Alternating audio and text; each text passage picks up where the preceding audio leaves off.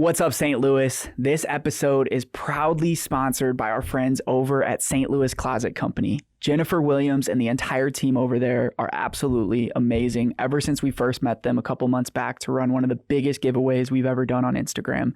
They just gave us some new swag. We got some amazing new hoodies for fall weather. We're going to be giving it out to our guests. But more importantly, St. Louis Closet Company is woman-owned right here in St. Louis. And if you guys are looking to get organized and get your life back on track, stop by their showroom at 2626 South Big Bend, or give them a call at 314-781-9000.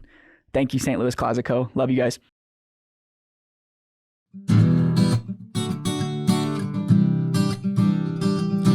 If you want to hear about St. Louis, tune in to the Bucket List Show weekly. Hear what Marissa and Luke say. It drops every Wednesday. Got a dope new guest every single week. Buckle up for the ride. Who's it gonna be?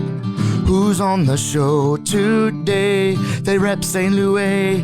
What to do in the loo on a late night, or maybe what to do on a date night. Yeah, Bucket List has you covered. They know what's going on. What's going on? They'll give you, hey, 18 different things to do, or 19 if you need one more to choose. Yeah, this city is a place we call home. A place we call home, yeah. Hey St. Louis, thank you guys for tuning in to episode 96. We hope you have had a wonderful week with family during the holiday season, and we're excited to have you guys back listening to another episode as we are nearing very closely that 100th episode mark. Episode 100, guys. We can't thank you enough, first of all, for listening. If you guys weren't listening, we wouldn't keep recording. That's part of the whole reason why we do this, is to connect with the people, places, and events that make St. Louis special. In 96 episodes, that's over 96 hours worth of conversations that we've had with people that you guys go to. More than that. Yeah, we've had some long episodes as well. But I want to take this moment with the holiday season to thank all of our wonderful sponsors, starting with the Regional Arts Commission of St. Louis. You got this big sign right behind my head. When you support art, you support St. Louis. More people travel to St. Louis for arts organizations and art than sports. And everybody thinks that St. Louis is a sports town, which it is, but it also is an arts town. And then, of course, our friends over at Four Hands Brewing Company, keeping our thirst quenched, especially during the holidays. We got to have that Four Hands. My friends over at St. Louis Closet Company, the wine and cheese place of St. Louis, which are places that people are probably going to around the holidays. So we're going to get right into the episode. We got something very special for you. We have Sam Moore, the Managing Director of Public History at the Missouri Historical Society. How are you? I'm good. How are y'all? I'm really good. Thank you for making the time to come in and come to the studio. We're talking off air about some of the cool stuff that you've been doing, but I want to first give our guests a look at you, and then we can talk in some of the work that we do. So if you could give us a little background on your history and what you've been. Are you from St. Louis? Where'd you grow up, basically? And then your journey to coming back and working here. Perfect. Yeah, absolutely. Well, thanks again for having me. So I'm from here. I grew up on the Illinois side of the river. And my journey has been an interesting one for the past few years. St. Louis has always been home. St. Louis has always been kind of the nearest big city, and museums have always, in particular, been a love of mine. However, I did take a brief detour when I thought I wanted to work in politics. Big mistake. Tried that. Didn't go very well. No go at all. Exactly. So I've been working in museums for about the past decade or so. Worked at the Campbell House Museum here in downtown St. Louis, and actually worked with the Missouri Historical Society a few years back in a marketing role. 5.5 years ago, I moved to Pittsburgh for a job at the Heinz History Center. Pittsburgh has a really interesting history. It's the home of Mr. Rogers. It is Mr. Rogers' neighborhood, right? Really? Okay. Cool. It's the home of Heinz ketchup. It's the home of a lot of really fascinating labor history, steel history. I worked at the Heinz History Center. I spent some time at the National Aviary, which is America's largest indoor bird zoo. Not a history museum, not even a little bit. I was saying before the episode started here that there was a lot more bird poop in that job than there is in my current role at the History Museum. That's good. Exactly. I'm glad to, exactly. That's a plus. Less of that these days. And then my last job there in Pittsburgh was actually opening a brand new museum. We launched a startup space museum that was partnered with a space technology company in Pittsburgh called Moonshot Museum. And our mission there, we were Pennsylvania's first space museum and the first museum in the world focused on career readiness for the 21st century space industry. So I take you on this long and winding museum journey to say, earlier this year in February, I moved home to St. Louis. I really had planned to spend probably at least the rest of my career in Pittsburgh. City I love, still love it dearly. But there's really one place and one organization that could bring me away from Pittsburgh, and it's St. Louis, Yeah. which is the most fascinating place in America, I am convinced. And it's the Missouri Historical Society, which is laser focused on all things St. Louis. And so we've been back now for just under a year, and it is good to be home, my friends. And y'all have been up to some things since I was away. Yeah, busy. Very busy, and especially in a year with soccer history, with some great architecture work happening, with some great development work happening. I now live around the corner from a Topgolf in the middle of city, almost just downtown, right there, basically in yeah. Midtown. Yeah, pretty fascinating. So it's Have you really good to been? be home. I have not been. I have been to a Topgolf. Yeah. I have not been to this Topgolf. It's nice. They're we they're were. awesome. The hospitality there is really great. They invited us so, out for the grand Cool. opening. Yeah. Yeah, that's a good part of town. Midtown is really growing a lot. Our it's- office is in Midtown as well. It's hopping. Yeah, I live in McKinley Heights, Okay. and so it's Yeah. a great kind of central location. And so it's good to be home. It's been a lot of fun, and we are doing some really exciting stuff at the Missouri History Museum. You mentioned in your intro today that more people attend arts and cultural organizations, museums, than they do professional sports, right?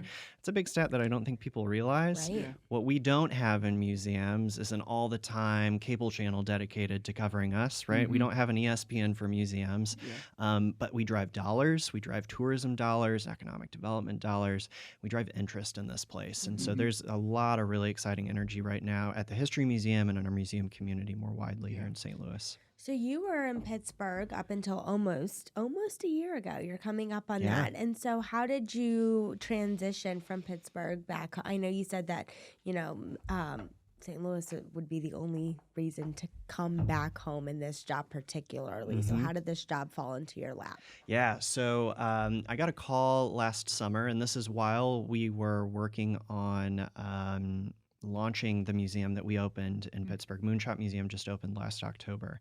So we're in the final sprint to opening, finishing raising the money, literally painting the walls, getting the word out, planning programming for opening, and got a call that this job was open in St. Louis. And I said, oh, fascinating. That'll be a great job for someone. That would be such a cool job to have. I can't even think about that. Sat with it. It grew a little bit, right? It kind of festered there in my mind. And it got to the point where it was like, well, this may not be, maybe this is meant to be, maybe it's not. I certainly can't not throw my hat in the ring, right? MHS, Missouri Historical Society, just got a new president earlier this year, who's someone I've worked with for a long time in the past, and is great to work with. And his name is Jody Sowell. And threw my hat in the ring, was lucky enough to get the job. I would not say it was the most conveniently timed move, right? We opened Moonshot Museum in October of last year. I moved in February of this year. And it's been a whirlwind. It feels both like it was yesterday and also like it was 10 years ago. Yeah. But the transition's been great.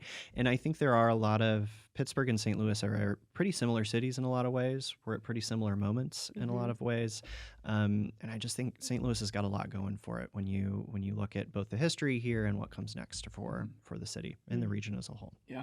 I've been noticing that. I mean, just by working downtown and living in the city as well, it's like just in the 4 or 5 years we've been working here, it's just like, oh my gosh, like this is coming. This is new. This is new. Yeah. Our restaurant scene is on fire. Like all these Oh my things gosh, are on I tell you fire. what, I love Pittsburgh dearly, but what Pittsburgh cannot compete with is food and Ooh. St. Louis. Oh my Tell 'em. Tell 'em. goodness. Clipping that one. Just killer. It is the food. It is good to be home, and it is good to be eating at home for sure. And so much good stuff is here from my last go around in St. Yeah. Louis. No, that's Yeah. awesome. And it's cool to like have an outside perspective because people that live here, they complain We about take the it for same granted. things. And Yeah, you take it uh-huh. for granted. And it's as many things as like even students, like we work with a lot of students that are graduating and it's like, oh, the cost of living's great here. I can get a nicer apartment here. I Absolutely. can get the same paying job here than Chicago and all these other places. It's like, but those things matter when you're building a life and a career. And one of the stats was even like female entrepreneurship is on the rise here. Like all these Yes. different things that are happening in St. Louis because it is easier to start a business here. here. The cost of entry is a lot less. But let's talk about the museum a little bit. So you at the Missouri, I'm going to read a little bit from your guys' website and some stats, and then we can kind of get into it. So the Missouri Historical Society was founded in 1866. And it says, minute ago. Yeah. Yeah, a long We've time been around ago. a little yeah, bit. real long time ago. And the quote here says, for the purpose of saving from oblivion the early history of the city and state.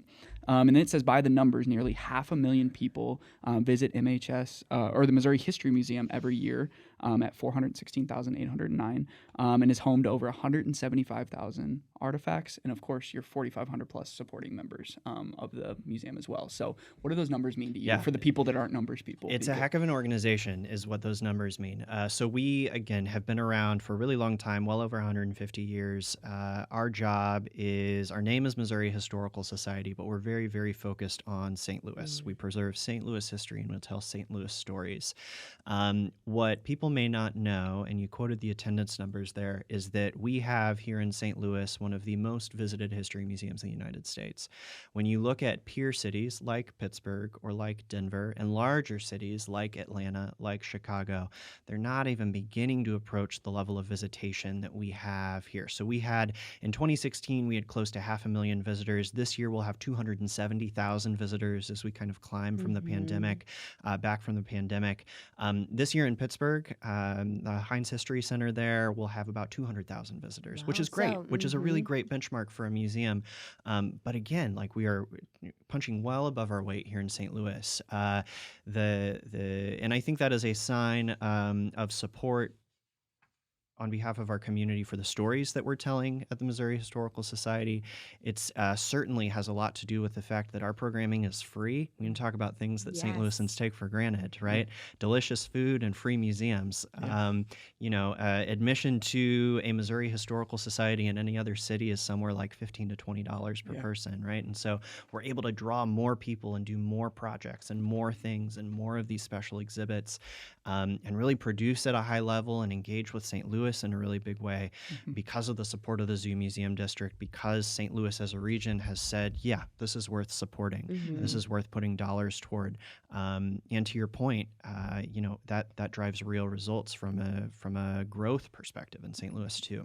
So what are some of the exhibits that you guys host, and how is it consistent? Are they ever changing? I know you guys have kind of an evolving door there. We do indeed. So at any given time, we've got several exhibits open. Right now, I have 2 special exhibits open, temporary shows that focus on 2 very different topics. So in one gallery, we've got Soccer City. No better time to be talking about soccer in St. Louis than in 2023, right? And I just was leading a tour inside of Soccer City today and was remembering that as we were opening that exhibit back in April of this year, City SC was doing so well, and we had a panel that was all about City SC. Of course, when we designed the exhibit, we didn't know they were going to come roaring out the gate and make history with 5 consecutive wins, I think, right? And so we had to keep reprinting the same label over and over and over again as they kept winning over and over and over again. And the fun thing about Soccer City is we get to talk about City SC and making history in 2023, really recent past history. But the history of soccer in St. Louis goes back 150 years. The first recorded soccer-ish game in St. Louis is back in 1875. And when you look at teams like the Stars, like the Steamers, like the Ambush, right, there's a long legacy of soccer in St. Louis. CYC leagues, the cutest league. There's so much here. So we tell that story. St. Louis really has a claim to being America's soccer city. Across the building, we've got an exhibit that we're pretty sure is unique amongst all history museums right now in the United States, because we actually are asking you to come and color on the walls of the museum. So it's called Coloring STL, and all of the walls are covered in giant whiteboard images of fascinating buildings in St. Louis. It's an architecture exhibit.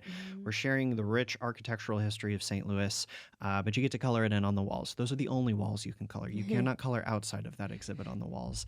But it's a really, really fascinating exhibit that covers everything from buildings like the Wainwright building downtown that set the template and the standard for what all modern skyscrapers would look like, to 100 over the park, that really crazy looking modern love that spot. skyscraper Beautiful on building. Kings Highway, right?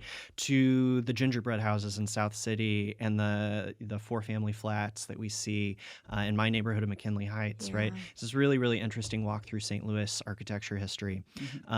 The one thing that we don't have right now that we're about to have is our World's Fair exhibit. So our 1904 World's Fair exhibit closed last year, and for the first time in 20 years, we're building a new World's Fair exhibit, and that opens in April of this coming year, right on the 120th anniversary of the opening of the fair. It's going to be really, really incredible. That's exciting.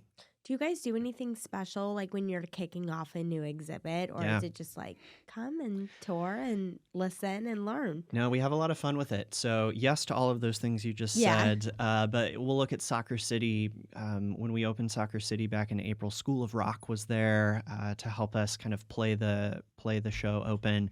Red and Black Brass Band was there to help us end the day. So we really like to celebrate these moments where, we have the joy. We don't have to tell one story all the time, right? We get to bop around to architecture, to soccer history. Next year, we're going to be telling the really fascinating history of St. Louis's LGBTQIA plus history. And so there's so much. We like to have a lot of fun when we open these new shows. That's amazing. I like that. Sorry, I didn't mean to cut you off. The architecture idea. Like we did an architecture tour when we visited Chicago, and I just we're always wondering about St. Louis, like there being just information Chicago does about it on the that. river. They just ride you down the river. And Sure, then but they that's show cool you. because it's coloring STL, and you get to engage with the actual landscaping of our city. And kids have fun with it, and also adults, because then it's like, oh, like let me just see you here, and then they probably have to tell them like, do not color outside of this one, right? with That's cool. with the children and stuff like that. So in addition to the rotating exhibits that you guys have coming, you guys do events and stuff too. Twilight Thursday. Twilight Thursdays. Yeah, Yeah. that place has been absolute. What's Tuesday? So it used to be Twilight Tuesdays. Okay. It's now Twilight Thursdays. Got it. Okay. Yes. So Thursday we have night's a smooth good the night. day. Thursday night's a good night. Closer Exactly. to the weekend. You guys have been popping. This We've been summer having a lot was going on. insane. Yes. Like I saw like video footage and like drone videos and photos, and like you guys like couldn't even walk, couldn't even see grass. Like it was that great. So we had tell us more about some of than those. we had something like 22,000 people attend Twilight Thursdays back in May of this year. Crazy popular. It really is kind of St. Louis's family reunion. We do it every fall and every spring, in September and in May. We take over the front lawn of the History Museum and just pack it full of people for some of St. Louis's frankly best musical acts. Really, really terrific. And then that's in the fall and the spring. But when we're not having massive 5,000 person concerts on the front lawn, we actually do have things going on every single Thursday night. So we have this program series called Thursday Night at the Museum, and it's exactly what it sounds like. On Thursdays, we're open late. We're open until 8 o'clock every single Thursday night. And of course, we're always free. And every single Thursday night, we've got a really fascinating program. Some nights, we have local historians talking talking about their work. Some nights there are concerts on the stage of our auditorium. Some nights there's live wrestling on stage. When we talk about wrestling at the Chase, we have live wrestling on stage. We have a lot of fun at these, and it happens every single Thursday. We like to say that we are having the most fun of any museum in the country on Thursday nights. And that's always free. It starts with a happy hour. We've got a main stage program every Thursday at 6:30, and then we're open late as well. Yeah, that's amazing. Like giving people a reason, like you said in the museums, like give them a reason to come out. Like have Exactly. that programming, have the happy hour. Who does Absolutely. the drinks? Is it barkeep or? So we've got a great new restaurant at the History Museum called the Key Bistro. And so they handle our happy hour. They've got great local beers. They've got some great locally sourced food. The restaurant itself is great, and I think the happy hour is just as good. It's really, really nice. Nice. Food too. Yeah, you gotta have food. We can talk about food well, all right. the time. How many times? Let's just And come that's a back. French beast, kind of French inspired. Yeah, kind of French inspired, accessibly French is what I like to say, Yeah. right? You're going to get something delicious with delicious ingredients, thoughtfully prepared. At a museum, it's important to think about the full spectrum of your visitors, right? Because I've got folks who are coming for a full day with us, and I've also got parents and caregivers with kids who are popping in real quick to kind of see the History Clubhouse, hang out in the game room in Soccer City, and get a snack upstairs before they head out. So. Yeah, that's awesome. I mean, what you guys are doing is really special. And what you're doing specifically, you moved back here. So I know you have somewhat of a long-term mission of what you want to see Yeah. with the museum and what your job, because you don't move away from, because you had a really cool thing going. You got to open a new spot in Pittsburgh, but now you're like, I can't miss this opportunity to come back to St. Louis and make a real difference. So in your own words, it doesn't have to be like long-term or anything, but like what's the vision you have for what you guys are doing and how you're going to be a pivotal part in that, right there in that spot in St. Louis? I love it. So my role at the History Museum is, I think it's the best job in town by far. Public history is a big, broad term. Public history basically means talking with the public, engaging with the public, asking the public what they think about the stories we're telling, and sharing history in new and innovative ways. So exhibitions and programming and education and visitor experience, all of the ways we interact with the public fall in our division. And when we think about what the future holds for the Missouri Historical Society, it really is looking at how we build and inspire a sense of place here in St. Louis, right? People who say that they have a sense of place, who feel like they belong and feel at home in their communities, are less lonely. Communities with strong sense of place survive natural disasters better. Their GDPs are higher. And if we're going to talk about building a stronger St. Louis in the future, we got to start with understanding why this is such a great place to be right now, and the path that we took to getting to where we are today, right? And so our role at the Missouri Historical Society that is pretty unique, frankly, among historical societies in the United States, is to say, St. Louis is the most historically interesting place in the country. Every major moment in American history, pretty well, you can pull back to St. Louis, and most of the people and major people in American history have some fascinating connection to St. Louis. But telling those stories, drawing those connections to today, and then saying, okay, and what lessons can we learn? What can we derive from this that helps us contribute to making St. Louis stronger as we move forward. And that's pretty exciting. When you come up through museum school, right? I got a museum studies degree. You're not talking a lot about building stronger communities. You're not always talking a lot about how historical societies can play a role in the future. And we are all in on St. Louis, and we're all in on what the next 10, 20, 30, 75, 100 years hold for St. Louis. Yeah, you got that's a lot of weight on your shoulders. You just a little bit, right? A little bit of weight, but that's inspiring. Like everybody wants, like you said, you have the best job. And I feel like I have the best job. Everybody wants to feel like, oh, I have the best job, because then you wake up energized, like ready to go tackle the day. Because we've all had jobs in the past where we're like, I don't know if I feel completely passionate about what we're doing here. So this is a question I like to ask people as well. It's pretty interesting. So if you had to work one role at MHS for the rest of time, what would that role be, and what would you do every day? That's a good question. I know exactly what the role would be. So one of my favorite things, as an administrator, right, I spend a lot of time talking history and having conversations like this. I spend more time kind of on emails and on day-to-day administration, right? Exactly. What I would love, if I could have just one job at the Missouri History Museum, it would be at the welcome desk, frankly. I'd be on our visitor experience team. I'd be saying, hi, hello, what are you interested in? Do you know what you're here to see? Have you seen us before? Hey, did you know we're free? That's a really fun revelation for folks who aren't from here when they walk in, credit card in hand to pay their admission, to say, oh, no, you're good. You're welcome to just head on in. I think that role of having those visitor conversations, hearing as they're leaving, the great experience that they had and the personal connections they made to the stories we're telling, that's the best part of my job. Anytime I'm on the floor, I love it, and I'd love to be able to spend more time on the floor. And you just said like you did a tour today, but sometimes those are those. But like being able to just be right there on the ground, because you hear the majority of those people come in and you hear them come out, and you're the one, and those are the people to ask, like, hey, what are we doing? Like, exactly. Those are the people, like, even though that might be an entry level position, that frontline team is critical. Absolutely. Because it's everything. Like sometimes you'll walk in even anywhere you walk into, like people walk, they don't know what to do. You have to lead them in, make them feel good. Well, in history museums, right, on behalf of the history museum community, we have not always done a great job of being welcoming, accessible spaces, right? The idea of a history museum that's telling stories that are relevant to your life right now and conversations that you're having and is interested in what your future holds hasn't always been the case in the history museum community. And so we know that often when people come to us, they don't necessarily feel like these are spaces for them. And so that's something we want to dispel from the moment they walk in. Like, this is a space for you. We're glad you're here. What are you interested in? And let's storytell with you. So why is storytelling such an important and impactful part of the job, and separate from just factual information? Sure. Why is storytelling so key? So the big difference between we're gonna get academic here for a minute. Yeah. The big difference between academic history and public history is you get to talk to the public and the public talks back, right? And I've got an academic history background. I've read a lot. I've written a lot, and I really enjoy it. Like, that is work I enjoy.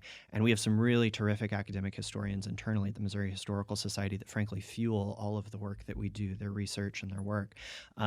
But the public history side of things is where we kind of bring that relevance to bear for people.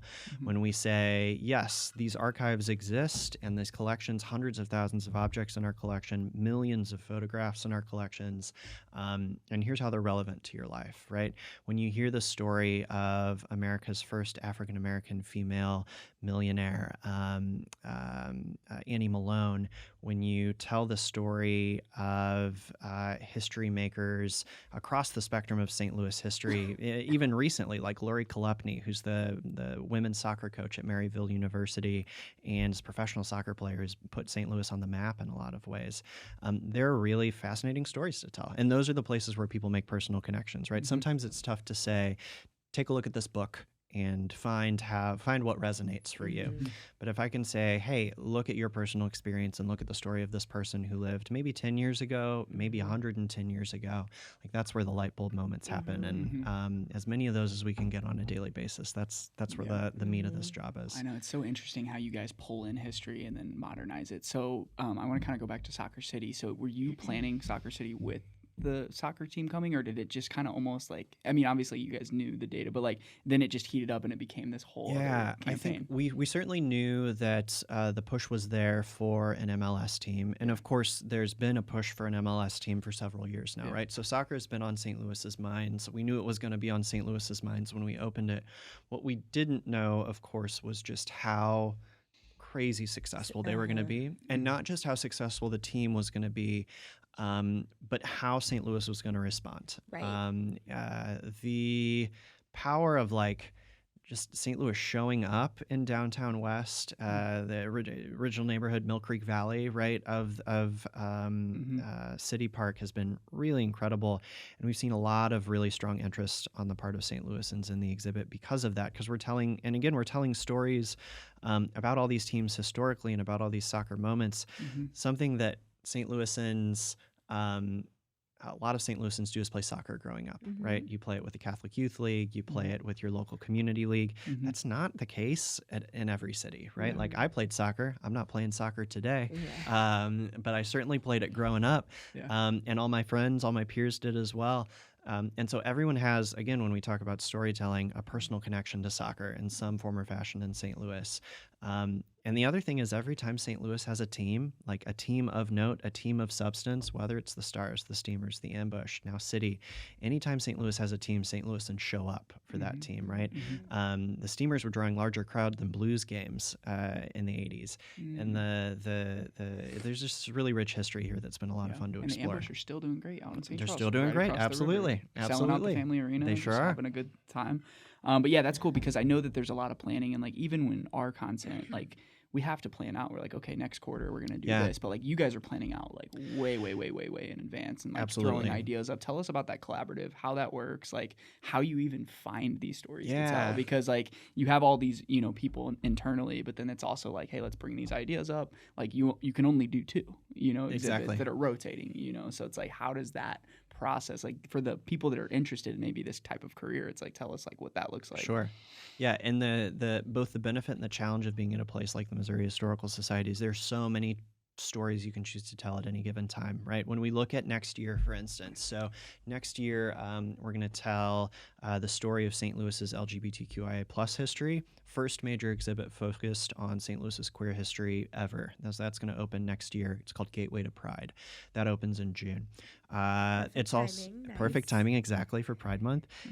It's also next year the 150th anniversary of the Eads Bridge, the most beautiful and structurally fascinating bridge on the Mississippi River, also the oldest bridge on the Mississippi River, right? Built by a guy who had never built a bridge before. And so telling, well, he was very confident it was going to stand. Yeah. St. Louisans at the time were a little bit less confident. Yeah.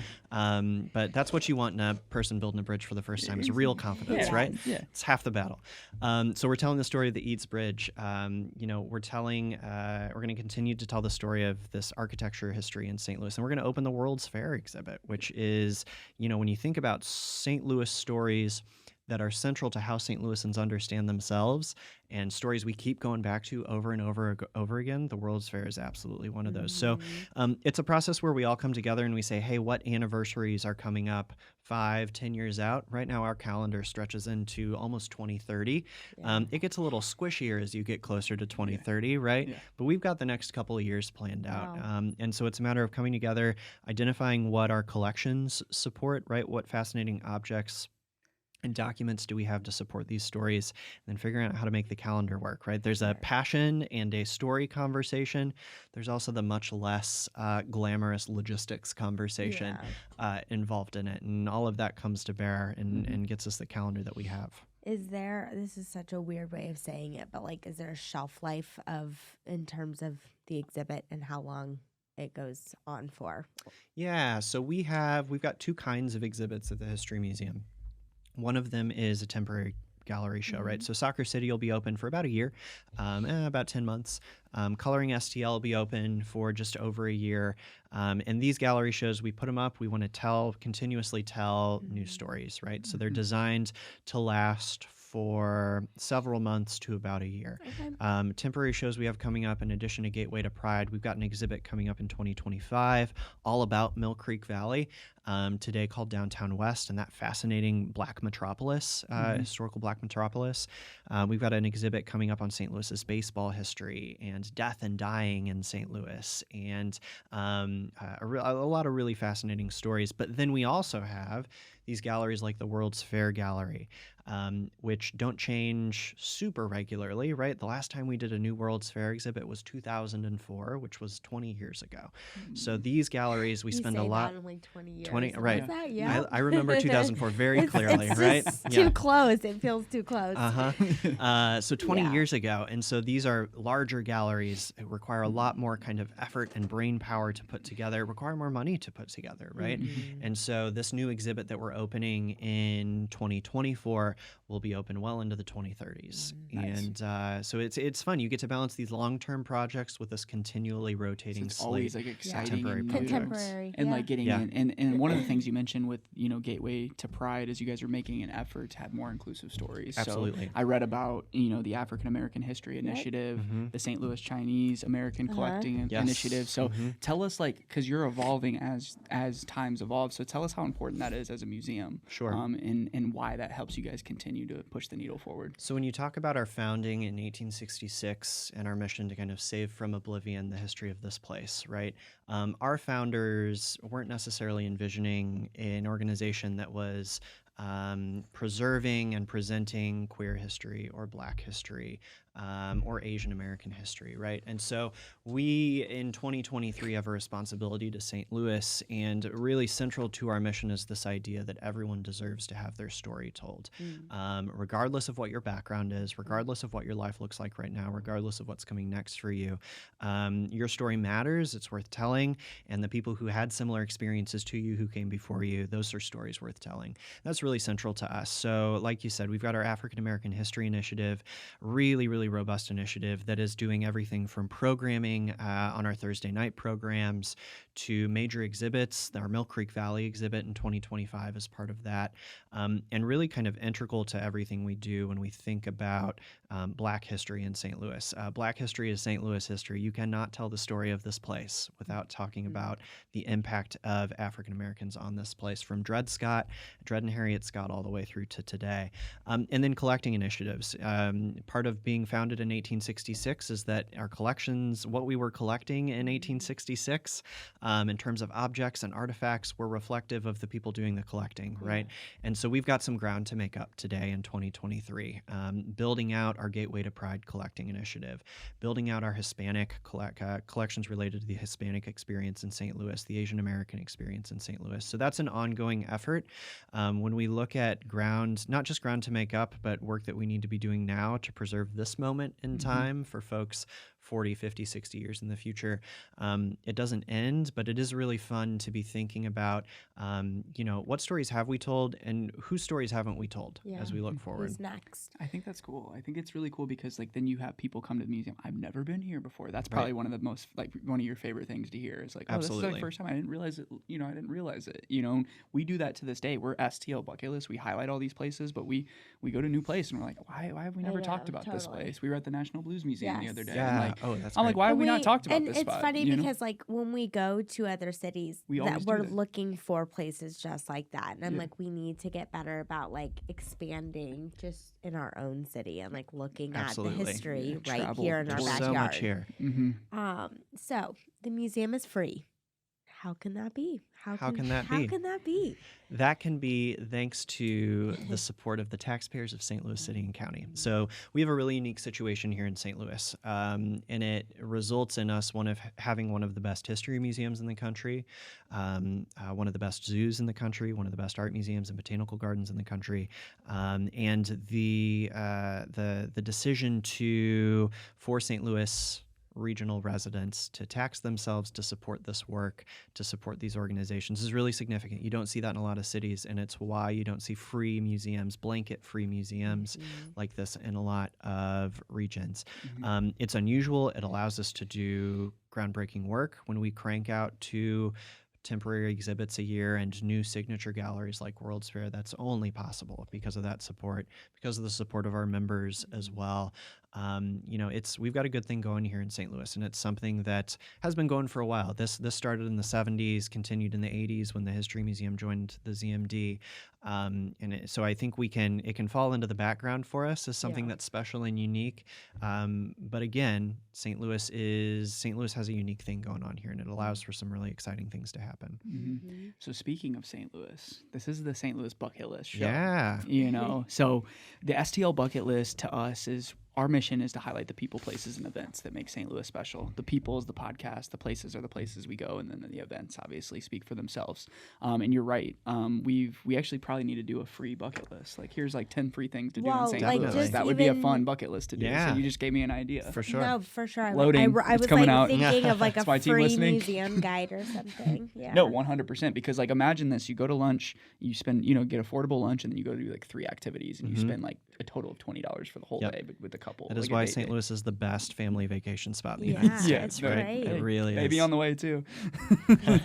Day trips. But it is the STL Bucket List Show, and the STL Bucket List for us, it's not things we want to check off and before, whatever. Sure. It's things that we love to do enjoy. that we say this is a bucket list spot for us. When we have friends come in or when our family comes down, we're like, hey, this is where we're going. So I know you have an STL bucket list. You've been in Pittsburgh. You've been in the other cities. So what are some of your favorite spots to eat? What are some of your favorite places to museums to check out? And then maybe even just events that happen during the year that are bucket list things for you. Absolutely. So of course, and I'll just get this out of the way now, right? Like the Missouri History Museum is on my STL. I know, hard to imagine. Wow. But on a day where I'm not at the museum, or I've already been to the museum, or heading to the museum later in the day, places that I love here that are pretty unique. Places like Pulitzer Arts Foundation, sleeper hit in St. Louis, right? When I take friends in from out of town, if they're interested in contemporary art, that is a world-class organization. When I think about food, I think about Lona's Little Eats in Fox Park. Love it. Eat there way too much. Lona's is so good. And take friends there all the time. I think one of the best relatively new restaurants in St. Louis right now is Little Fox, also in Fox Park. And then if you've not been to, it's only been open for a few months, but I think I've brought 4 or 5 friends in from out of town to 21C Museum Hotel in downtown West. Phenomenal. To eat at the restaurant and to eat at the restaurant, to hang out, to see the building, the art. It's a really fascinating space. It's an incredible space. It is incredible, absolutely. So I think it's hard to say, right? Like I love the St. Louis Symphony Orchestra. Yeah. I take friends there as much as I can. I'm at the Muni as often as I can get there. Mhm. There's a whole host of things. Yeah, Yeah. those are all great options. Yeah, all that's great amazing. options. So you're a big Fox Park guy. So you hang out over I'm there. a big Fox Park guy. Yeah. Yeah, I end up in Fox Park quite a bit. I realized, your my hood, my yeah. list was pretty Fox Park heavy, wasn't No, it? That's but the all right. People symphony, and do you got that. you got the Grand Center Arts District, and part of the reason the Regional Arts Commission supports our show is highlighting these places as well. Yes. Like we have, and Forbes even said it this year, is like we are an emerging arts hub in the Midwest, which is not normal. Like if somebody just flew into St. Louis and then just came and stayed in the Grand Center Arts District, and they're just like, what is going on What here? is happening here? You Right. know? Well, and things like Counterpublic, right? That public art exhibition all up Yeah, and we down had James on the Jefferson show last year. Yeah. Terrific, Yeah. right? Other cities are not doing that. Other cities cannot wrangle and kind of mobilize not just the city, but funders and arts organizations and artists, The scale of that was to pull insane. something off like that is remarkable. Yeah. And we've committed to, St. Louis has said, yeah, and we're going to keep doing this, Sure. right? It's incredible. Yeah, so places like that, and then Little Fox, Lona's. You love Lona's. They got great food. So, well, first off, thank you for coming on the show.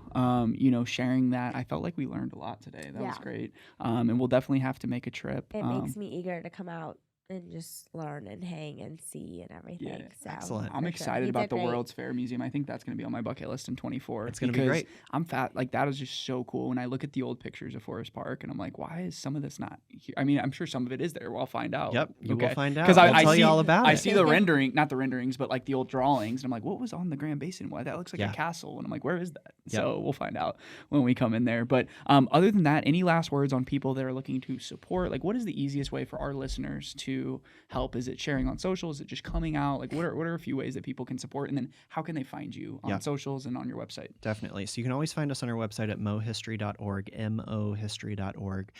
The other piece of it is, especially as we head into the end of the year, come out and see us. We've got a lot planned for this last week of the year, a lot of ways to engage. We've got hip hop concerts. We've got holiday concerts. We're going to color every single one of the 140,000 square inches of the Coloring STL exhibit. So there's a lot of things coming up this last week of the year. That's a great way to plug in. If you've not been to see us, come and see us the week between Christmas and New Year's. 'Cause It's we've got some winter great stuff break, going so on. like that's like you have all of the It time. is. We have something going on every day, from Build-A-Bear to hip-hop concerts to everything in between. Let's go.